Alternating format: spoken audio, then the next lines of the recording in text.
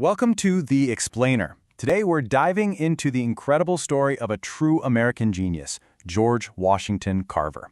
Now, he wasn't just an inventor. He was a visionary, a man who could look at a simple peanut and see entire industries hidden inside, and then use that vision to help pull an entire region out of poverty.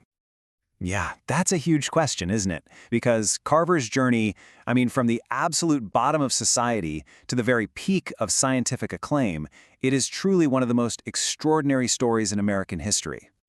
So our story kicks off in about the harshest circumstances you can imagine, right in the final years of the Civil War.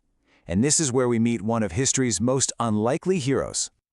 His start in life was just beyond tumultuous. Born a slave, he was kidnapped as a baby and tragically separated from his mother forever. He was a frail, sickly child, so he couldn't do the hard labor. Instead, he found his purpose out in the garden, and it was there that he discovered this profound, almost mystical connection with plants. The locals even started calling him the plant doctor. That connection he had with nature, it just lit this fire in him, this insatiable thirst for knowledge. And that became his call to adventure, a quest that was, let's be honest, nearly impossible for a black man in that era. His path to an education was anything but a straight line. Think about this. He left home at just 11 years old, completely on his own, just determined to find a school. For years, he just drifted, working any odd job he could find, cook, launderer, just to survive and grab any little bit of education he could. He was even accepted to one college, only to be turned away at the door when they realized he was black. But he never, ever gave up, eventually earning not just a bachelor's, but a master's degree from Iowa State. So, he's got his master's degree, and then he gets an invitation that would totally change the course of his life. In 1896, the great educator, Booker T. Washington, asks him to come south and lead the agriculture department at the Tuskegee Institute in Alabama. For Carver, this was it. This was the call he had been waiting for.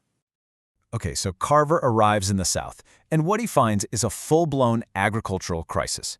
Generations of planting nothing but cotton had completely wrecked the soil, trapping farmers, especially poor black sharecroppers, in this endless cycle of debt.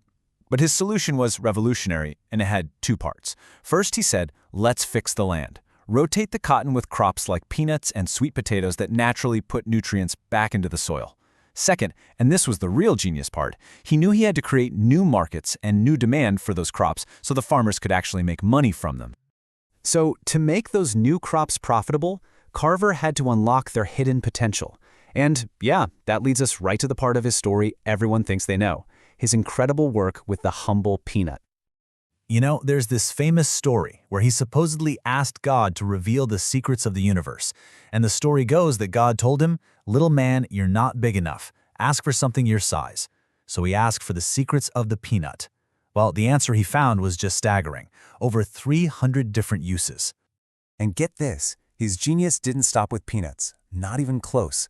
He found over 100 uses for the sweet potato, creating everything from flour to synthetic rubber, and hundreds more for soybeans. From a simple plant, he could get milk, cheese, soap, ink, even fuel. He wasn't just finding new recipes, he was literally creating entire new industries from the ground up. Okay, let's clear something up. It's a really common myth that he invented peanut butter. He didn't. But the truth is actually way more impressive. See, he didn't just invent one product. He created the entire market that made products like peanut butter commercially possible. He's the reason the peanut became a pillar of the Southern economy. But here's the thing you have to understand about Carver. For him, the fame and the inventions were never the point. It was always, always about service to humanity.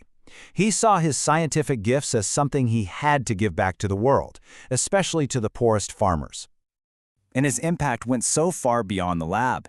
He created something called the Jessup wagon, which was basically a classroom on wheels, so he could take his knowledge directly to farmers who could never come to Tuskegee. He testified before Congress and completely captivated these skeptical politicians, winning protection for the very peanut industry he helped build. His fame went global. He was advising leaders from Teddy Roosevelt to Mahatma Gandhi. This whole philosophy of service, it guided his entire life. He could have easily been a millionaire. Thomas Edison once offered him a fortune to come work for him, but Carver turned him down.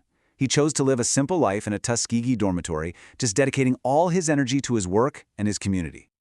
That just says it all, doesn't it? For him, a life wasn't measured by what you had, but by what you gave back to the world. And by that measure, his success was just immeasurable. So in the end, the story of George Washington Carver is really a challenge to all of us. This was a man who saw an entire economy inside a peanut and a future in a sweet potato. His life leaves us with a question we should all think about. What hidden value, what extraordinary potential are we just overlooking in the simple, everyday things right in front of us?